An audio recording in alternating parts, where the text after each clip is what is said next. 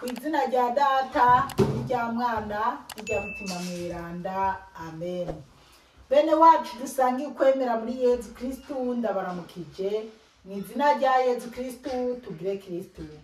Turazirikana ijambo ry'Imana riri mu Njiri ya Luka ku kigabane cy'8 guhera ku karongo k'9 gushika ku ka 15. Ijambo ryaho rya mbere ry'umutwe rivuga ngo igituma Yezu yigisha mu migani.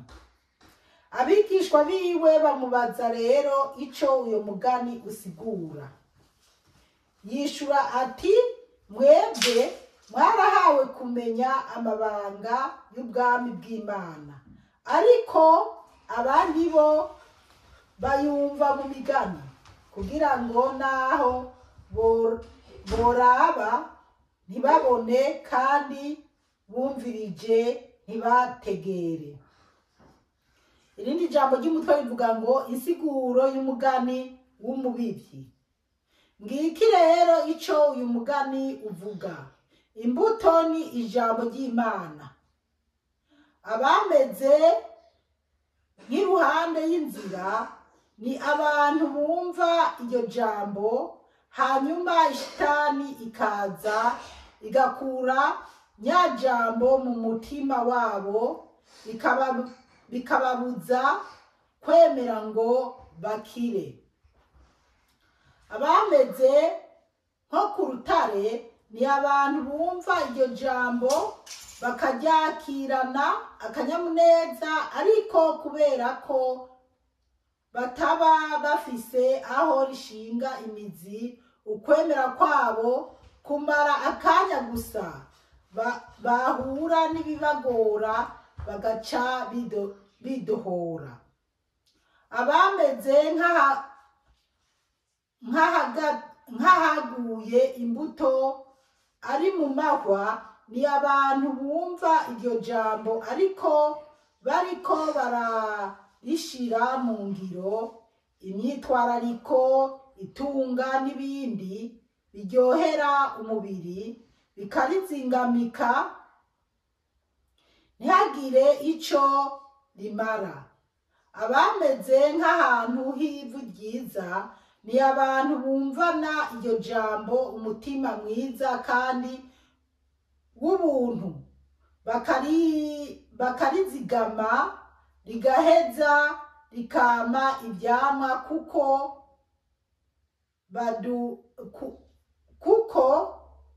badahororokerwa. Bene wacu muri Yezu Kristu, iri ni jambo ry'Imana. Dushimye Imana, haleluya, amen. Bana b'Imana rero, umugani Yezu yaciye w'umugani w'umubivyi, ubwo tugiye rero kusobanukirwa neza, kuko umukama Yezu yawusiguye neza. Haleluya, amen. Ijambo ry'umutwe riravuga ngo igituma Yezu yigisha mu migani. Baragira badusigurire igituma Yezu yaza arigisha mu migani. 9 haravuga ngo abigishwa biwe bamubaza rero ico uyo mugani usigura. Ngo abigishwa biwe bamubaza ico uyo mugani usigura. Rero tugiye kumva ngo abigishwa biwe bamubaza icyo uwo mugani usigura, si ukuvuga ko ari babigishwa biwe 12 gusa, kuko murazi ko twabonye ku karongo ka mbere kw'iki kigabane cy'8 twabonyemo n'abagore benshi bagendanira Yezu Kristu, batubwiyemo Suzana, batubwira na Yohana, batubwira na Mariya Madarena. Rero nabo bari muri aba bigishwa. Rero reka twumve, hari n'abandi kandi bariko barumviriza ijambo ry'Imana, kuko baratubwiye ko bari benshi bamukurikiye, bari kumwe na Yezu Kristu. Ubwo rero reka twumve uko Yezu yasiguriye iryo sinzi ryose ry'abantu ibijanye n'urya mugani yaciye w'umubivyi. 10 hakavuga ngo yishura ati, mwebwe mwarahawe kumenya amabanga y'ubwami bw'Imana, ariko abandi bo bayumva mu migani, kugira ngo naho boraba ntibabone, kandi bumvirije ntibategere. Yesu acarabasigurira, asigurira babigishwa biwe na babadamu bari kumwe ngo mwebweho mwarahawe kumenya iby'ijambo, iby'ubwami bw'Imana, iby'ijambo ry'Imana, iby'ubwami bw'Imana. Bo kubera iki? Kubera bari kumwe na Yesu Kristu, abasigurira byose byo mu ijuru, yarabahaye amabanga menshi. Barazi neza ko Yesu Kristo ari umwana w'Imana nzima. Turabizi neza ko Yesu yanabaza ngo mwibaza ko muri ko ndinde, bamwe nguri Eliya, abandi nguri Yohana, abandi nguri mugabo Petero ati uri Yesu Kristo umwana w'Imana nzima. Haleluya, amen. Ubwo rero nicyo gituma Yesu Kristo n'uyu munsi abantu b'abapasiteri n'abapadiri n'abandi bantu Yesu yitoreye na jewe Zipora ndimwo, aduha kumenya iby'ubwami bw'Imana cyangwa iby'amabanga y'ijuru, ntibironke uwo ari we wese. Abanyumviriza tugendane gake gake tubitegere neza. Yesu Kristo hariho abatora akabahishurira neza iby'amabanga y'ubwami bw'ijuru. Kabone noneho nubwo muzi abapadiri n'abapasiteri n'abandi bahabwa bene ayo mabanga, mu bapadiri si bose bazi neza amabanga y'ubwami bw'ijuru, kuko Yesu Kristo hariho abapadiri abonekera ahishurira byinshi mu by'amabanga y'ijuru, n'abandi kumbure babirimo neza mugabo atiyereka nk'uko yiyereka abandi. No haba no mu bapasiteri, haba no mu bantu basanzwe nk'uku kwanje, kuko jewe uko Yesu yantoye siko yatoye abapadiri cyangwa ababikira cyangwa abapasiteri. Nanje Yesu yaranyitoreye arampishurira iby'amabanga y'ijuru, ari hari igihe asanga mu ndoto ndyamye akamishurira ibigiye kuba kandi bikaba, cyane se akampa mesaje ku muntu ku giti kiwe, hanyuma uwo muntu nkamushikira nkamubwira nti nyamara nakweretswe kwibi. Kurya umubyeyi Bikira Mariya abonekera bamwe n'abandi akabigisha gusenga, kuko jewe Bikira Mariya niwe yampishuriye ishapure y'ububabare indwi bwiwe, aranambwira ati mwananje ndabona ko atayufise ngiye kugufasha uzoyironka. Rero niyo mpamvu rero yavuga ati, yabwiye abo bigishwa biwe harimo na bagore ati mwebwe mwarahawe kumenya iby'ubwami bw'ijuru, iby'amabanga y'ijuru, ariko abandi ntabyo bahawe, babyumva mu migani. Bisaba rero abo bantu ko kubatwara buke buke akababwira mu migani, cyane se twebwe abo yasiguriye abaha ibyo by'ubwami bw'ijuru tukabisigurira abandi buke buke kugira babitegere. Ntagira ko ndakubwira ko Yesu yanyeretse atwaye ishengero, atwaye abantu bake, ibyo nama ndabivuga. Hari n'ibindi byinshi Yesu yamanyereka cyane yamambarira, ibyo nama ndabivuga. Ababyumva bakabyumva, abatabyumva bakabirorera, mugabo jewe Zipora umusabyikazi w'Imana nzima nkaba nabishikanye. Haleluya, amen. Rero reka twumve rero iby'uyu mugani, insiguro y'umugani w'umubibyi. 11 havuga ngo ngiki rero ico uyu mugani uvuga. Yesu niwe ariko aravuga ngo ngiki cyo uyu mugani uvuga. Imbuto ni ijambo ry'Imana, ngo imbuto ni ijambo ry'Imana, abana b'Imana. Imbuto si biharage, si amateke, si imyumbati, si ibikotikoti by'imyumbati cyane imigozi y'ibijumbu tugiye gutera, si uburo, oya. Imbuto ngo ni ijambo ry'Imana. Jewe Zipora ndiko ndagusomera umwanya canke wumvise ku rusengero canke pasiteri canke abandi bamenyesha amana bakubwira canke nawe wisomera muri Bibiliya. 12 hakavuga ngo abameze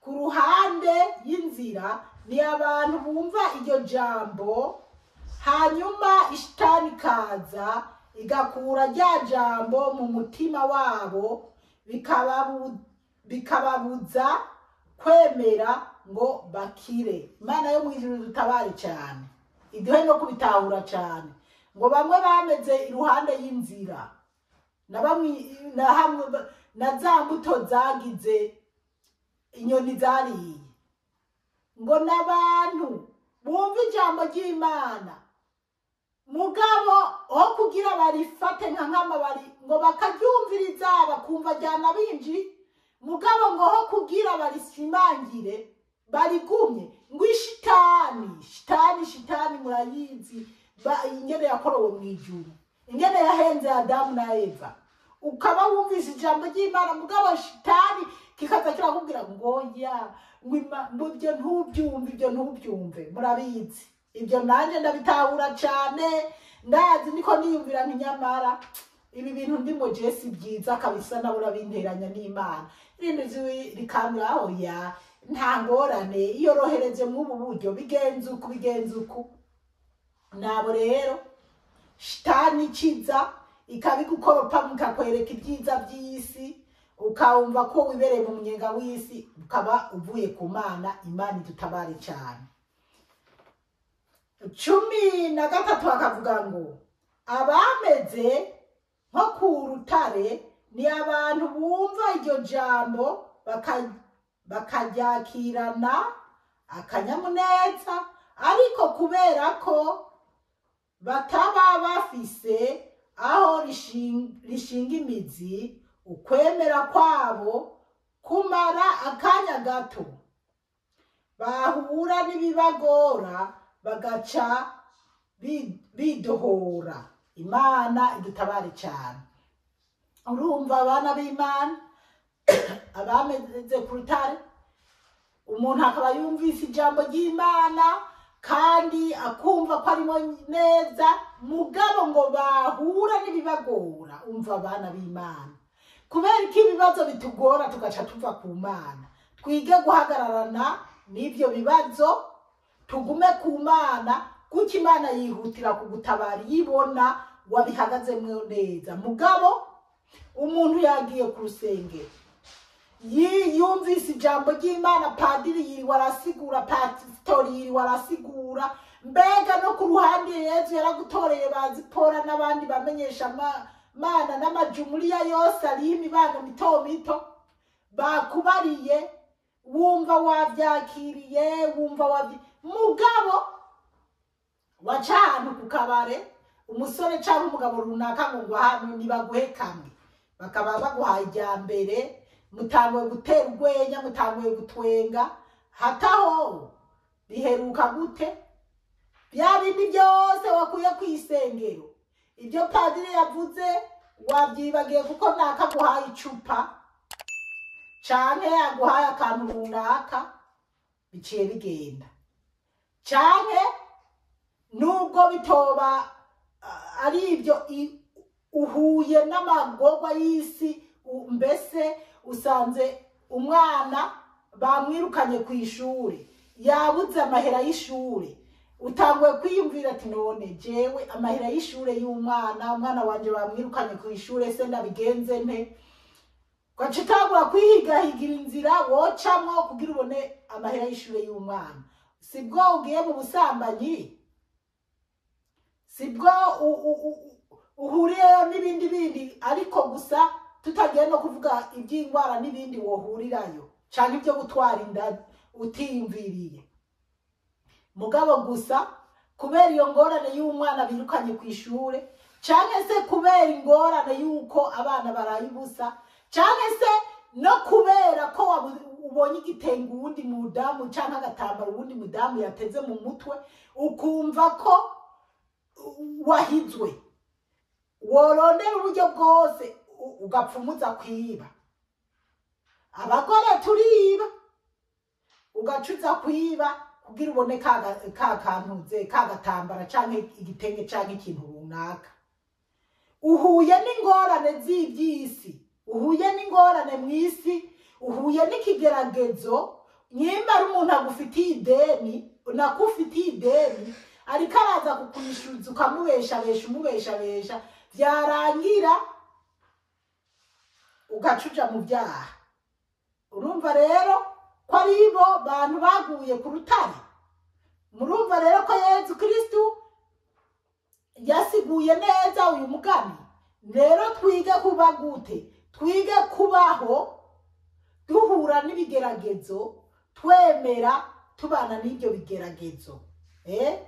Ukaba mu bigeragezo ngaha numva mu mutwe wajaje mu bintu byinshi.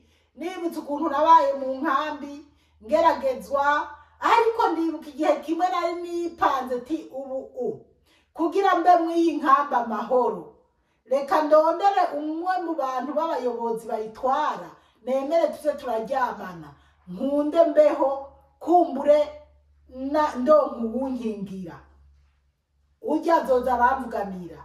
Mugabo ndasenga ariko Mana uremeye nje mu busambanyi kugira mbe mw'iyi nkambi. Nkaza ndasenga ariko Yezu Kristu yabonye ishengesho ryanje. Yezu yabonye ati uyu mwana nubwo agorewe mw'iyi kambi, mugabo akaba yiyemeje kuja mu busambanyi, ariko ntavyo ashaka. Nkora iki? Njewe Yezu reka ndamurinde, ndamukingira. Haleluya Mana. Yezu yarahabaye.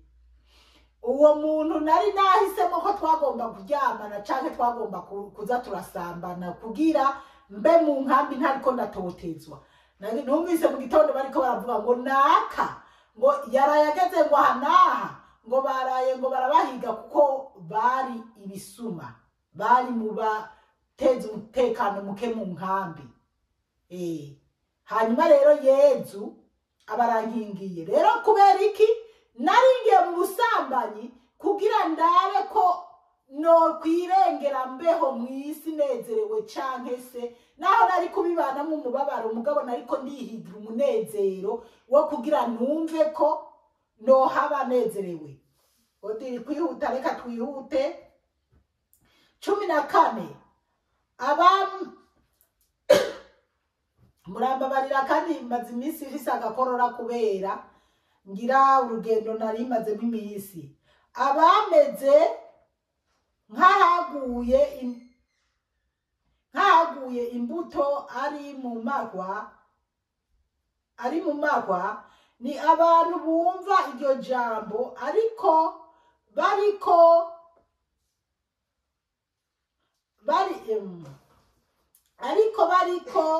bararishira mu ngiro, imyitwarariko, itunga n'ibindi biryohera umubiri bikarizingamika ntihagire ico zimara. Bana b'Imana, abo nabo ngo reka subiremo, abameze nkahaguye imbuto ari mu mahwa, ni mu mahwa. Imbuto zaguye hahandi mu mahwa zarazingamye ntizameze neza. Rero ngo n'abantu bahura mbese biryohererwa, baryoherwa no kubona iby'isi, baryoherwa n'ibiryohera umubiri. Reka ndahasubiremo. Abameze nkahaguye imbuto iri mu mahwa, ni abantu bumva iryo jambo ariko bariko bararishira mu ngiro. Ngo bariko bararishira mu ngiro iryo jambo bayumvirije, bariko bararishira mu ngiro kugira bagendane n'Imana, barigumatire, bagume ku Mana, ntibiyonone n'iby'isi. Ngo mu ngiro imyitwarariko itunga baryakiriye neza, batanguye kuba borishira mu ngiro, ngo mugabo imyitwarariko itunga abana b'Imana, itunga murazi nibiryo ririko rirahura abantu mu cyobo, itunga n'ibindi biryohera umubiri, ngo n'ibindi itunga n'ibindi biryohera umubiri bikarizingamika ntihagire ico rima, itunga n'ibindi biryohera umubiri. Buriya rero mw'iyi minsi niho maze iminsi turiko turabona umwe mu Barundi, mugabo abantu bobo bazumwe canke se babonye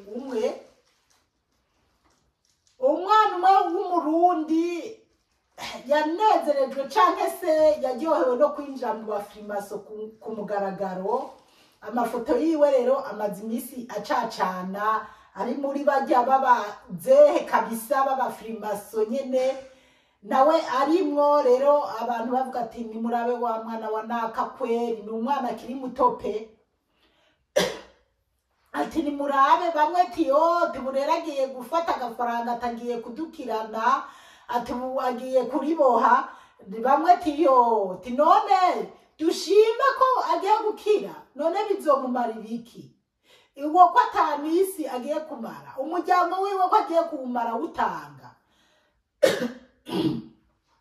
Ati rero ibyo nta bintu biraho, bamwe turabikena, abandi ti mugabo benshi ababibona bose bamwumvira ikigongwe, abandi ti nukuri tuze turamusengera, kumbura hari Imana yogira neza.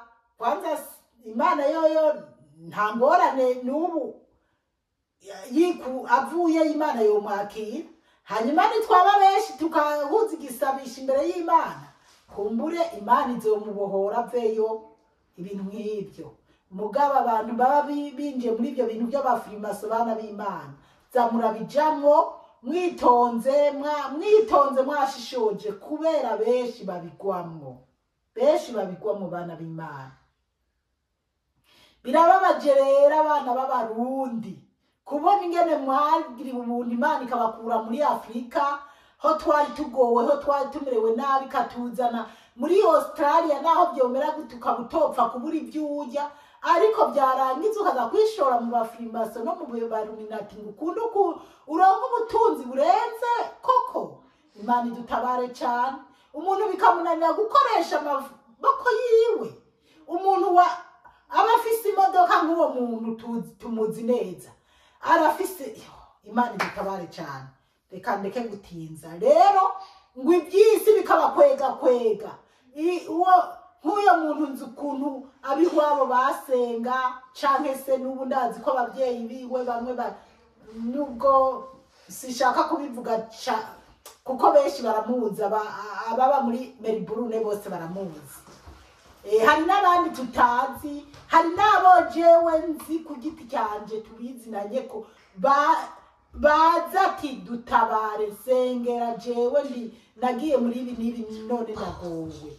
Kandi hariho ababohoka, nubwo nzi ko hariho n'uwo nigeze yarababaye arushe, kandi n'Imana yambwiye ari Imana yampagurukije ndamusengere, nyuma akaza kubisubiramo.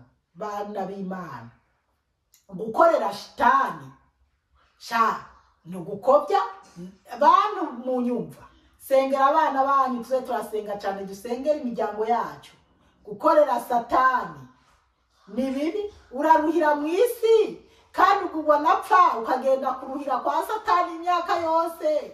Ndakwipfuriza ko umuryango wawe, abana bawe na wewe muzoba mu bwami bw'ijuru, nimujane nako gaheza k'ibyisi. Nk'uko bavuga ati ibyisi bikamukwega, benshi dukwegwa n'amamodoka, dukwegwa n'amazu, dukwegwa no kubona nakafise ibinanje ngomba kugera kuri ibi, ukabihigisha inzira zitari zo. Kandi iyo wayobokeye Imana neza, iyo wagendanye n'Imana neza, ukumvira Yezu, ntacyo ataguha. Nubwo butunzi satani bahendesha, n'ubutunzi bwa Yezu Kristo. Yezu Kristo afise byose, ca bugufi umwegere, arabiguha pe. Reka tubandanye. Reka tuze ku kwa 15 havuga ngo abameze nk'ahantu h'ivu ryiza ni abantu bumvana iryo jambo umutima mwiza kandi w'ubuntu bakarizigama rigaheza rikama ivyamwa kuko badahororokerwa. Ngo abantu rero bazigama ijambo ry'Imana, abameze mu ivu ryiza n'abantu ngo bumve ijambo ry'Imana bakarizigama ngo ntibahororokerwa. Bama nakabobera ko gusenga, bama banezerewe, bama bafasha abagenzi babo, bama bariko barigisha abana babo. Nibo twabonye Yesu yavuze ngo imbuto yaguye mu ivu ryiza ngo yera 100%.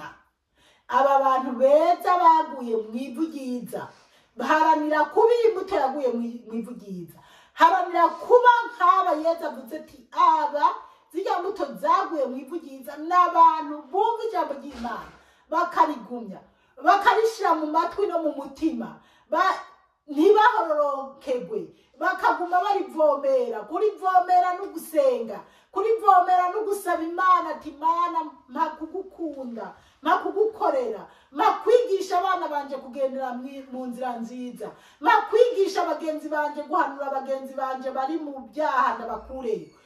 Mbese witwararike kuja kwisengero, himiriza abana bawe kuja mu makorari canke kuja gukora udukorwa nkiringendanye canke mu Burundi. Narabibonye mu Burundi iyi misi sohotse ubona abana baja muri iyi migwi, abandi baja muri iyi migwi bakaja mu byo kuzirikana ijambo ry'Imana bumvise mu rusengero, abandi bagakeza mu turirimbo tw'Imana. Mbese mu Burundi biba biryoshe, ariko hano mu bihugu biteye imbere abana bacu no kuza turabajana mu bintu by'amakorali usanga ari bake kuko ni birebire ho dirihuse. Mugabo bana b'Imana, umukama Imana aduhe gutahura cyane umugani Yesu Kristo yatubwiye, aduhe gutahura cyane no kuzigama neza izi nyigisho Yesu Kristo yadusobanuriye kuri uyu mugani, nukuri kugira tuze tubane na Yesu Kristo mu bwami bwiwe mu ijuru. Haleluya, amen.